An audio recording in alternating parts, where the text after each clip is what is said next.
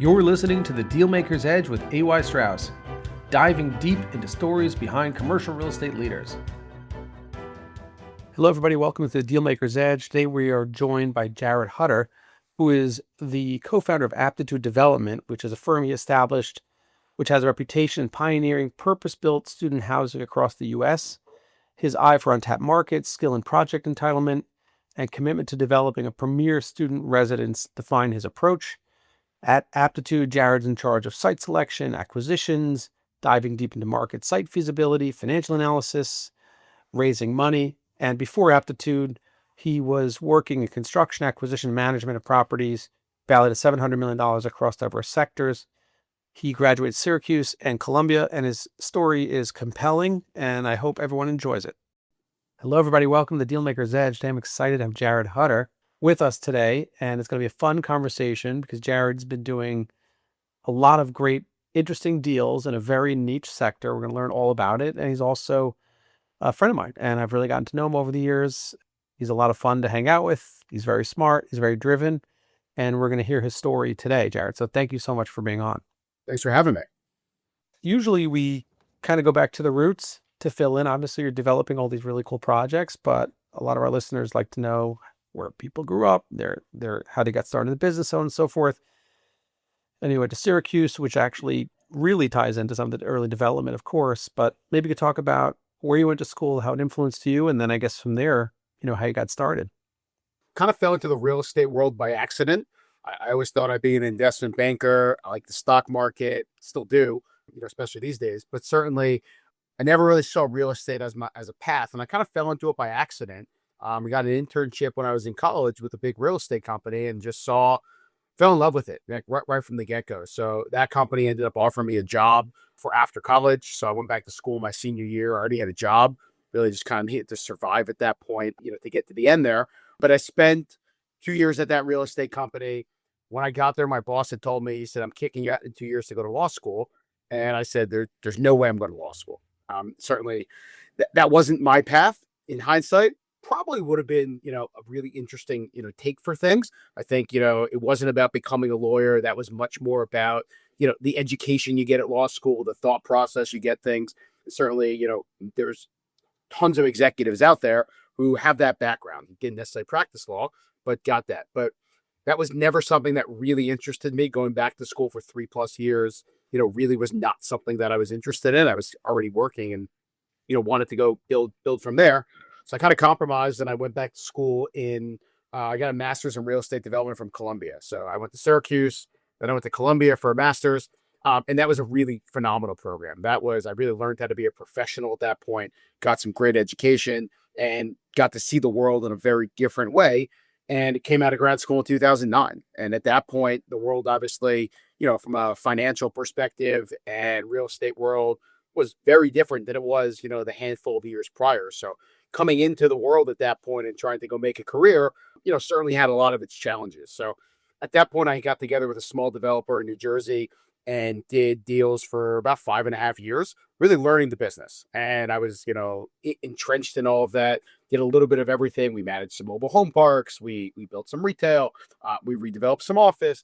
So it's kind of a little bit of everything. But, certainly in real estate, or not necessarily real estate, but, for me, I always had my eye on building something bigger, right? And I always had my eye on, I am an entrepreneur at heart. At Syracuse, my major was finance and entrepreneurship. Not necessarily a real estate background, but I think that really plays well into it. And to me, building a business was something I always wanted to do. And I think that really fed well into being a real estate developer, because in real estate development, you're building buildings and you're building really a new business every single time. There's a new case theory to go through. There's a new investment decision to go through. So I kind of cut my teeth working for somebody else for a while, but eventually my wife was 6 months pregnant and I came home one day and said, "I think it's time I'm going to quit my job tomorrow and go out on my own to go start this real estate development company." And that really ties into the student housing world, because student housing was something that when I was in college at Syracuse, I saw starting to pop up. Not necessarily at Syracuse, but two of my friends had sent me links to where they were living at other schools at one point. And I said to my roommate, I said, "Hey, we should come back here and build this stuff one day," right? Where we were living was perfectly fine. It was a 4-bed, 1.5 bath, apartment, tons of space.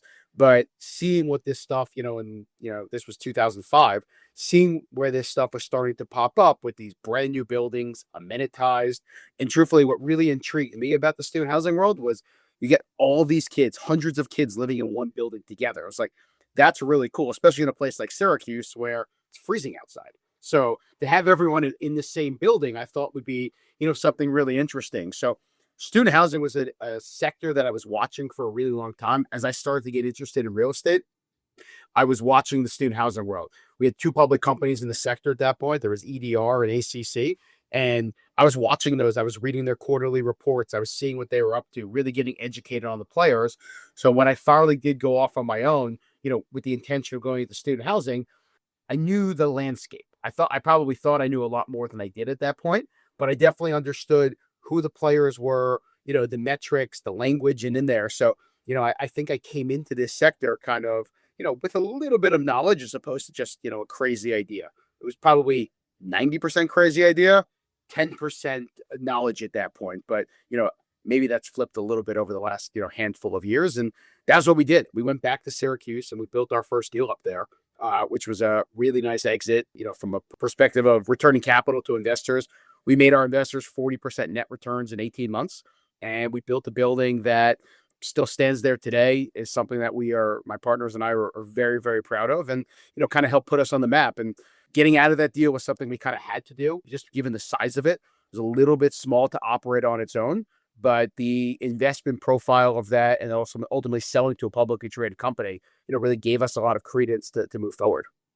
And credibility too. And and you kind Yeah. of, I think there's another key point here. You're not just buying real estate and making a thesis around that plan.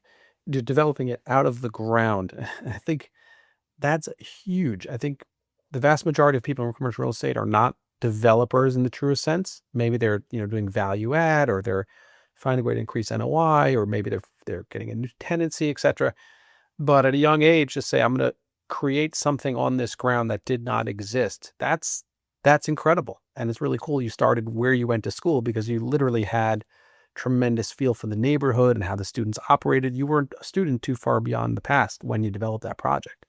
It was 2014, I think I remember the right year. That was when I left to go start this. We broke ground in 2015. So I sent my first letter of intent for that property. This is a good story, actually, in February of 2014. We didn't sign the Wow. contract until October of 2014 and get going. And the reason being, I had identified the property. It was a vacant medical office building. And I was working with some brokers up in Syracuse and a couple other markets we were looking at. When I say we, by the way, it was just me, but we always sounds good when you're talking about building something. So, I'm chasing this deal and I'm going after it. And the seller just wouldn't get back to me, right? I make an offer, then they say yes. Then the brokers stop calling me back. And, I had nothing else to do. I'm at this point. I'm like, I quit my job. I'm chasing this deal. I got to get this thing going. I really had no choice at that point. And I was living in New York City. The building was in Syracuse. And when I came to learn, because, you're researching everything, was the seller lived like nine or 10 blocks away from me. And I figured out where his office was. And I was all the way on the west side. He was even further on the west side, and his office was on like 56th and 8th. So I knew the way he was probably going to have to walk to work, when he would go there. So because I had nothing else to do at certain points, I would sit in my car on his corner and I'd wait for him to come out of, walking to work in the morning. Sometimes I'd see him, sometimes I wouldn't. And I would just bump into him. I'd be like, Gary, what's up, man? Because he wouldn't return my phone calls. And what I learned later on was he really just loved to negotiate, right? Like he had a vacant building, obviously wasn't earning any money. He was spending dollars on this thing, but the guy just loved to negotiate and, was in an interesting position at that point. But, I think it goes back to, to your point, like developing is such an interesting skill. And it's such a different part of the market that you're taking something from nothing to everything that you have to get creative, to be able to get these deals done at every single step of the way. And from a development deal, first, you got to convince a seller that you're going to do this. Then you got to convince investors. Then you got to find the right architects to be able to help you go decide and bring that vision. And the first architect we hired for that building completely didn't understand the vision, right? He was telling me, he's like, oh, I'm designing these 2-bedroom apartments and they're 900 plus square feet a piece. And I'm showing him, I'm like, that's not what student housing is, right? I was taking floor plans from other buildings and saying, we can build 2-bedroom apartments that are 630 square feet. And he just couldn't get it. Right. So I think in the development world, it's about, I look at my job as I'm putting the entire team together. I'm almost like a general manager from that perspective, where I got to make sure everyone else is doing their job, and I got to find the best people to do their job time and time again. That's a cool story. I didn't realize how much you stalked this guy, Jared, in retrospect, but It took me 8 it's months. I mean, I yeah, literally had to stalk the guy for 8 months. And at but one it's a point, he raised the price 50% on me.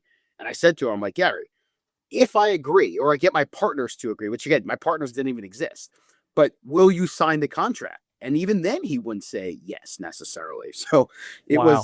it was a big slog to get there. But also, you burned the boats. You left your job. You had no choice but to make the deal, and you had to walk that fine line between being overly eager, dare I say, appear desperate, but also Yeah. make the deal. A lot of times, I think people give up.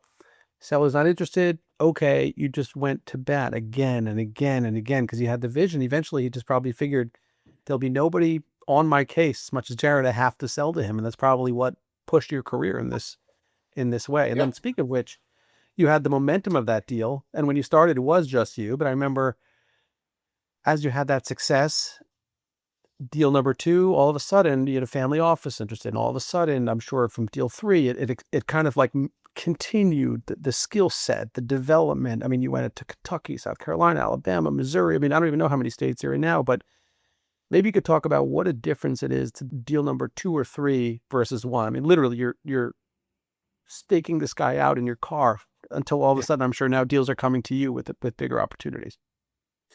Yeah. I mean, look, in the beginning, there was a big slog, right? Like, we're trying everything we possibly can do.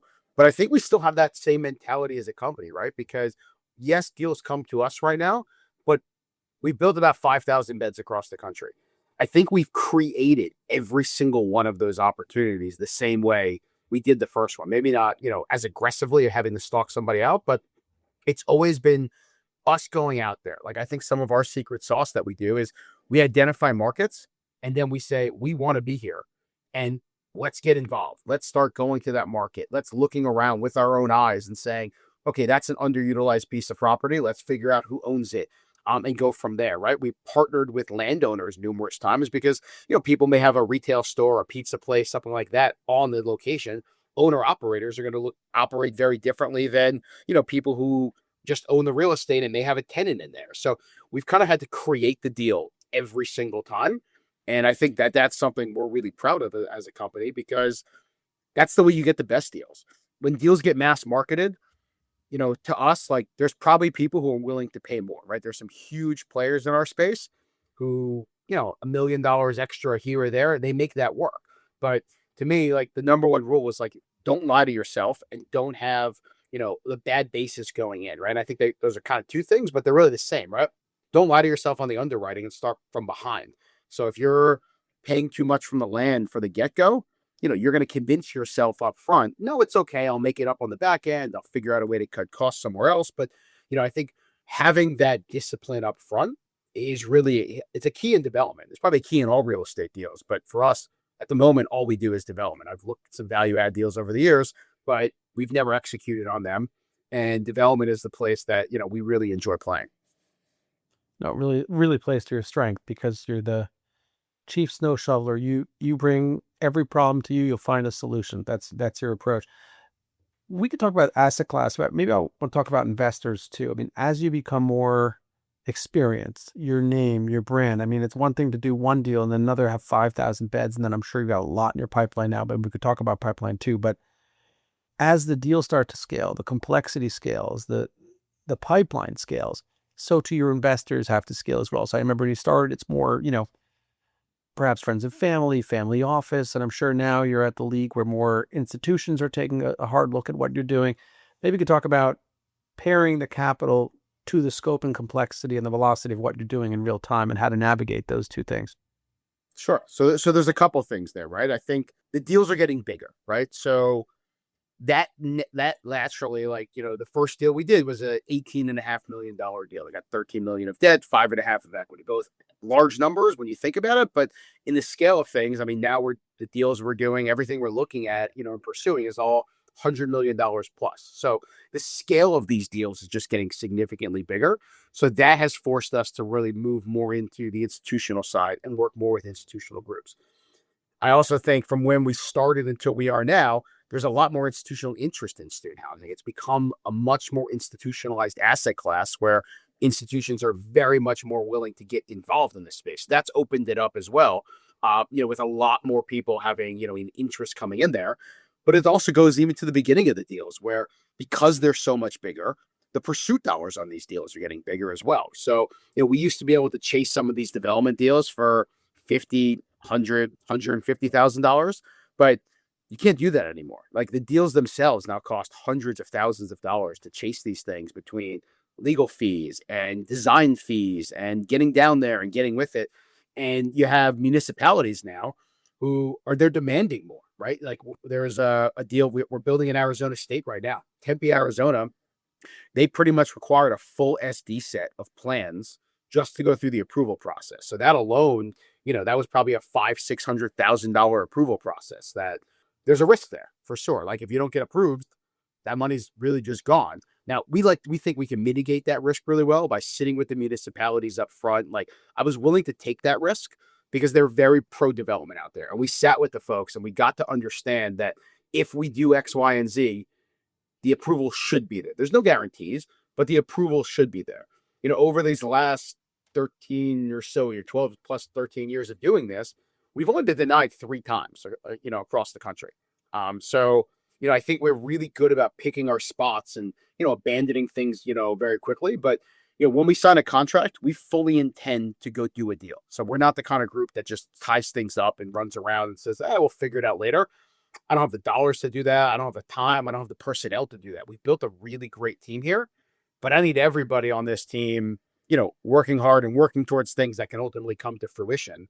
We don't have the luxury, like some groups might, of tying things up and, seeing where they land. So that ultimately forces us to do a lot more homework up front, which then plays into the capital side, right? By the time we're talking to, these different institutional type partners, we've done a lot of homework. We're not, selling them on the concept of, hey, we're going to go do student housing. Do you want to follow us? It's, hey, here's the deal. And here's what we've done so far. Here's the contractors we've spoken to. Here are some real numbers that we've put together to get people excited. So I think from an institutional investor standpoint, they really like that because we do a lot of the legwork up front. I don't want to waste people's time. I don't want to run to a potential partner and say, hey, would you do this or would you do that? It's no, we believe in this deal. Do you want to be our partner? Exactly. And I think the investors appreciate that too, because they don't want their time wasted either. Their pipeline's full of potential partners as well. And I think that'll continue to enhance your credibility the more deals you do and the way you lay it up for them in a way that they can analyze it quickly. Let's talk about your team today. You've done a lot more development year over year. Every state is different. Every property has its own challenges. You're one person. I know you get pulled a lot. How's your organization set up today? Are you looking to scale more considerably? Is the organization going to evolve more? Maybe to talk about team today, potentially team in the future. So I've built the business with my partner, Brian Rosen, and he handles the construction side of things. He knows way more about construction than I ever will. And as a development shop, I think that's crucially important to have somebody like that as a partner. And I would also say when I got into this, concept, I was wanted a partner. I like the idea of bouncing ideas off other people, somebody to keep me in check. As a developer, I'm definitely a little bit of a cowboy at times and want to be aggressive. So I very much appreciate having a partner who can be a little bit more conservative at times, rein me in, but also wants to grow, right? And wants to go out there and do a lot of deals. So we've had a phenomenal partnership for the last 12 years and, hoping it lasts for another 20, 30, 40 years. I fully intend to, keep going at this, and we've got that going. So that's kind of the top of the funnel right there. And then, we've built a really good organization under us. Most of the people we've hired have been with us for a really long time at this point. So we've got a COO who started as kind of like an early asset manager and has really grown into the chief operating officer role. We've got a gentleman who came in, who found us and was aggressive and said, I want to work for you guys. And I was like, I don't have time for this, right? At the time I had one employee. He was chasing us down. He's a partner with us and a VP of development and helps, find all of our new deals, has worked really closely with me. and has become a trusted ally. We've got a great CFO at this point who's been with us for a couple of years and kind of started as a financial analyst, just another smart person. And then we got a couple of people under that who work, throughout the organization, whether it's, helping out on the development side, helping out on asset management, helping out on, the operations side. As a small organization, there's about 10 of us in the office on the executive side. It's always an all hands on deck, right? There's definitely roles and responsibilities, but we operate where everybody gets involved in everything because I like bringing that perspective. When you think about development, it's not just about, hey, do we like this market, but you know, the operations people come into the design meetings and we're designing these things and they give great input of, hey, this works well in other buildings, that doesn't work well. And they give their thoughts because yes, there's going to be similarities throughout all the buildings that we build, but every site itself has its own unique challenges, right? From a size perspective or a layout. So we're never building the same building twice as much as we can take and we learn from everything. So from that perspective, we've learned that it's really important to really have the entirety of the team, regardless of your role, being involved in various stages of the design process. So I think that has been really, really helpful as we've grown this. And last year we launched the management company, just for our properties. So in addition to the 10 people we have, calling on the executive team in the office in New Jersey, we probably employ about 60, 70 people throughout the country, throughout the various properties and things that we operate. So we've taken a lot of control of that. We moved from a third-party management to really a much more, in-house integrated. We did that as a joint venture with a large management company. I didn't want to replicate the back of house, accounting, legal, HR. So that was one benefit of it. But at the same time, I also, like learning from a lot of others and having a large management company as sort of part of that venture. We get to learn best practices and they're managing, tens of thousands of beds across maybe 90,000 beds at this point. So we get to learn from that. From a resource perspective, we get access to a lot. So it's been a really good run as we've grown kind of just out of the development side into also really taking over the operations of the business.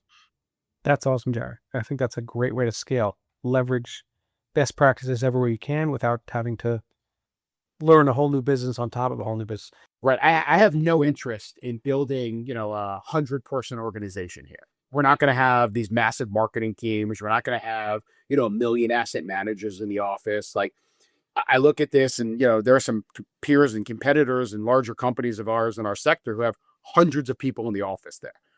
I love coming into the office every day, when there's 10 people. Could we add a few more? Absolutely. But I don't see us growing as a company from a, executive personnel side too much larger because we've got a phenomenal culture. And that's something that, everyone in the office, I believe, really values well. And eventually when you get to a certain point, you got a lot of people, that culture is going to go away, right? It's just, that's natural when you have that many people. So that is something that I think about a lot in terms of how we continue to scale. But to your point, it's about leveraging others, right? I don't necessarily need to bring everything in-house. I can keep replicating with the same third-party professionals that we use all the time. For sure. Let's talk about the asset class. I mean, obviously it's very niche. It's a super cool asset class because the students are going to show up every year and that parents are going to be paying for their students to show up every year. And they've been oftentimes saving their life for these students to go there. At the same time, students have reputations. Think back to your college days. It's not the normal tenancy, a lot of wear and tear, a lot of turnover. How do you kind of mitigate for those issues? Student housing sometimes gets a bad rep, but at the same time, it's an incredible asset class because well in advance for years on end, these institutions have been around oftentimes hundreds and hundreds of years. You're going to have a great tenancy base. So how do you sort of balance those two issues between the fact that students are students and always will be such, but the kind of stickiness of that asset class as well? And how do you sort of portray that to a new investor, a novice investor in the asset class? What should be exciting about the asset class and what should be kind of a mitigation risk as far as the short term of the tenancies and the type of tenants that are in the buildings? So it's definitely not the animal house that, people naturally think about, but it's not necessarily as easy as, say a multifamily building either, right? Because the challenges are exactly what you said. Theoretically, you lose 100% of your tenants on the same day every year. Typically our buildings will have 30, 40% renewal, but all of our leases end, typically call it July 31st. So, you've got to work, you're constantly leasing for the following year. So there's a lot of operational intensity there. So you have that. You think about it, every bed, you lease it by the bed. So you have every bed to lease. You got to market these things 2 or 3 times because you got to get the kids excited. Then you want them to get their parents excited. So sometimes you're dealing with both parents at a certain point. So you must have 2 to 3 clients or customers for every single lease that you have. So you want to get the kids excited by the fun of the building, things that you have in there, the amenities and everything. But then you got to sell the parents on it as well because you want the parental guarantors because that mitigates a lot of that risk. So there's that operational intensity there where you're trying to deal with everybody, and then add the fact that your clientele is 18 to 22 years old, right? So a lot of them haven't really lived on their own before this. So you got to, handhold a lot. Parents are constantly calling. So there's a lot there. And then when you think about, the wear and tear, as you mentioned, that goes back to the design of the building, right? When we design these buildings, we think about that a lot, right? So you want to put a lot of durable materials in throughout this, right? You want to put rubber base on the floor, around. Is it the nicest looking thing? Not really, but the bottom of the floor is going to constantly get banged up. So do I think having a nicer base on the floor in most of the time will add to, the revenue? Not really. So, it's about finding those durable materials and using things like, we stopped putting, nice light fixtures in the units, right? It's all LED hi-hats now. And that's something that they last a lot longer. They're more energy efficient, but more importantly, it's less things for kids to knock down and break throughout there. So thinking about that, the materials that you use throughout are really important because we're going to have to live with that. We're going to have to repair those over and over again. And yes, well, we're going to have security deposits when we can go back and a lot of times and charge people for damages. You don't want to get the reputation of nickeling and diming students, right? Because then that reputation will live with the building for a long time and will potentially hurt tenancy later on.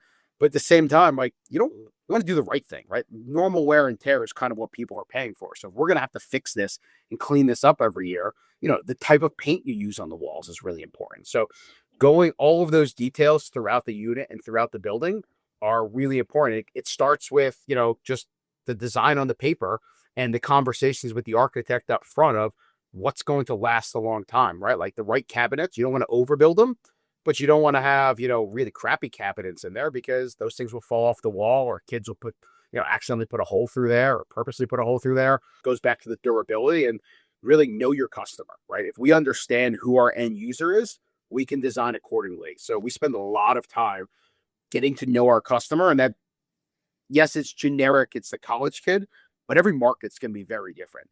And then the last thing I would add to that is what we have found over these years is that when you give people something good quality, they typically do take better care of it. Not everybody. You're going to have damages every year, but I think when you do deliver people, a fairly good product, for the most part, they take pride in it and they do take care of it to a certain degree. Well said, Jar. And yes, I think everyone's thinking Animal House when they think about student housing. As they should. By the way, I hope a lot of people still think about it because yeah, there's still tremendous opportunity in student housing moving forward, but we got enough people playing in this space. We don't need everybody continuing to come here. So exactly. A little fear is good for the business. Well, maybe you could talk about just big picture. It does seem like more competition's heating up. They watch developers like you have success and take your methodologies and approach to the market and the sector, and you're probably seeing more and more developers go into it. Do you feel like it's getting more crowded than it should be? Is there a lot of room to run? I mean, there's only a certain amount of universities, a certain amount of housing stocks. On the one hand, there's a lot of room. The housing stock gets old. The enrollment goes up, but again, it's not exactly blue ocean either. These properties are usually coming within an already, sophisticated ecosystem. So do you feel like from a deal flow perspective, you've got more and more to look at because there's something else that always has to be upgraded? Or do you feel like it's harder to find deal flow in your sector than, for example, you're just in general multifamily? all of the above. So Okay. look, I think that there's definitely been a lot of players who have run to it. Not as much on the development side, right? So I think that has obviously helped us a little bit, both in terms of not crowding the competition on the development side, but also when you have more players looking to come in and deploy dollars and backing, a lot of people, that helps create liquidity on the other side, right? So when we do look to get out of these things, I think that the amount of players that have come into this has really helped our ability to attract investors, but B, get out of it. And those obviously go hand in hand because if you're coming into a development deal, you want to know what the exit plans are ultimately going to be. So, whether it's a refi, whether it's a recap, whether it's a sale, you want to know that there's real liquidity on the other side. So the interest in the sector, I think, has been extremely helpful. That being said, there's about 8,000 universities in this country or some sort of higher education. There's right now, if you talk to the institutional investors and start thinking about it, everyone says, I want to go play at the Power Four type schools, right? So that whittles that down to 150 type schools. There's maybe 200 investable type schools on the high end. But then for us, considering we're really only focused on development, that number is significantly smaller. We're looking at 50, 60, 70 markets at most as potential places to play. So when you think of it from that perspective, yes, there's tremendous amounts of universities out there, but we've really whittled down the markets that we want to go to. And there's a handful of metrics that go into that, right? Like, I think the large state schools are going to continue to get bigger. The value proposition of education is something that students and parents are thinking a lot about right now. So we're very focused on state institutions, again, because of that value proposition. And it's not just whether people can or cannot afford the $80,000 to $100,000 a year school.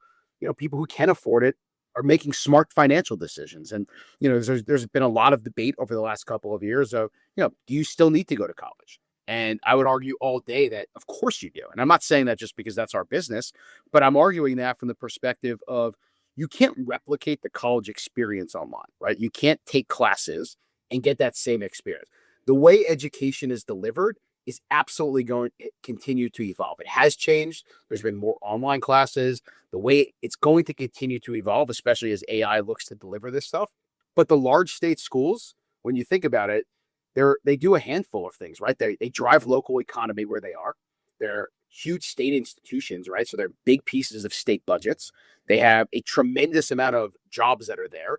They have massive endowments, so they're asset managers from that perspective. So the states themselves have this huge vested interest in these universities getting bigger. So the small liberal arts schools, I'm not going to say whether we should or shouldn't bet on them.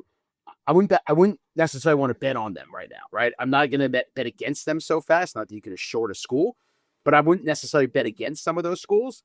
But I'm looking to place bets on markets that we feel really confident are going to continue to grow.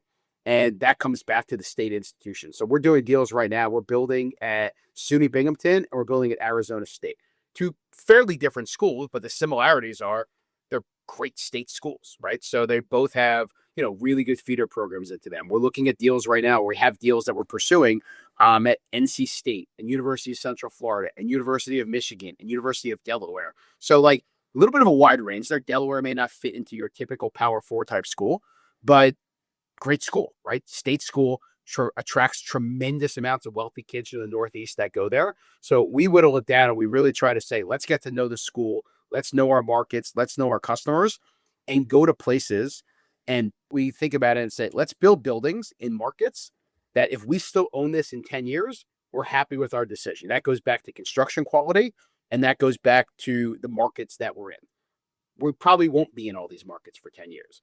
But it's very important to me, if we're making a bet, A, we don't get stuck later on because if we're still in that market, but also if we're going to turn these buildings over and sell them at some point, why is somebody buying them, right? They need to have that same long-term vision that we had going in. It can't be a 2-3 year vision. It's somebody else is going to go pay us, hopefully, a lot more money than we built these buildings for because we've created value. But they need to see the runway moving forward. They're not paying us for past performance.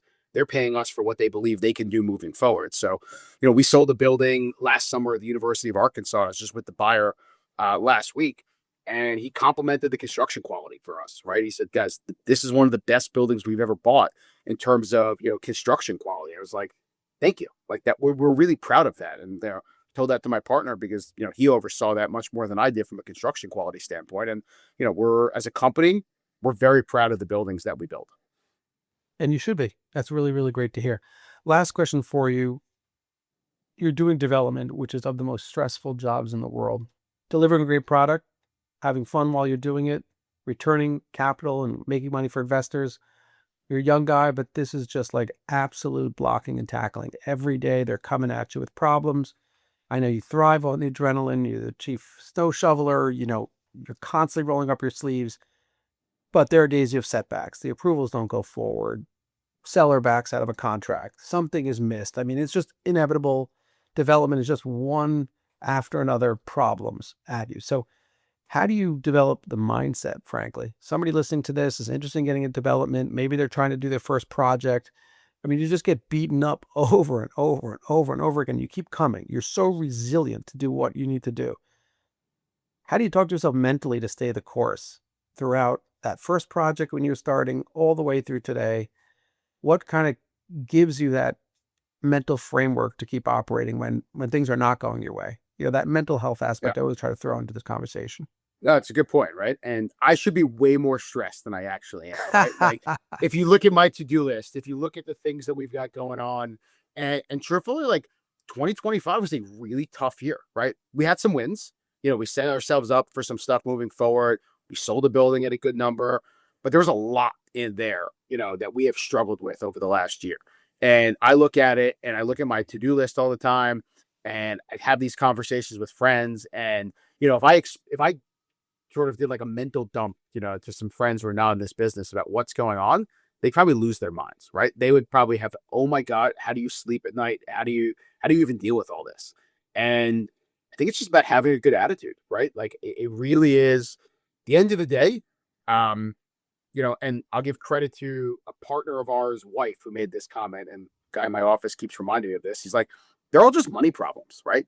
Everything out there that, on this side can all be solved with dollars.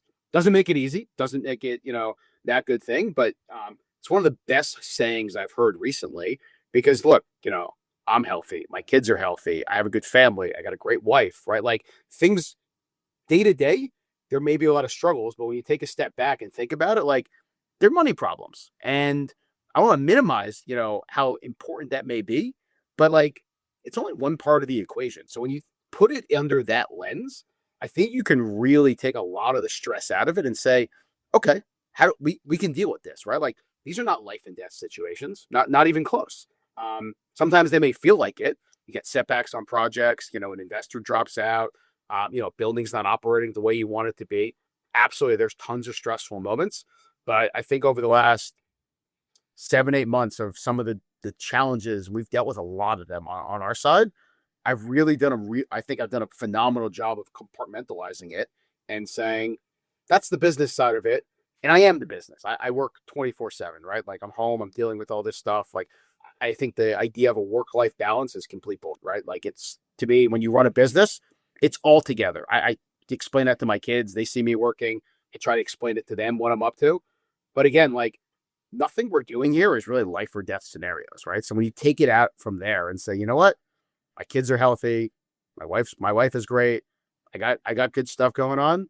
You just sort of put it in perspective and be like, these are challenges, but we'll get through them and we'll figure it out. And I come into the office every single day with just, I really think I have got the best attitude I can possibly have, right? I come in, people say, how you doing? Great. Right. I get on the call with people, trying to raise money, and you bring a positive attitude and people don't know how to respond sometimes. Is everything going well? Of course not.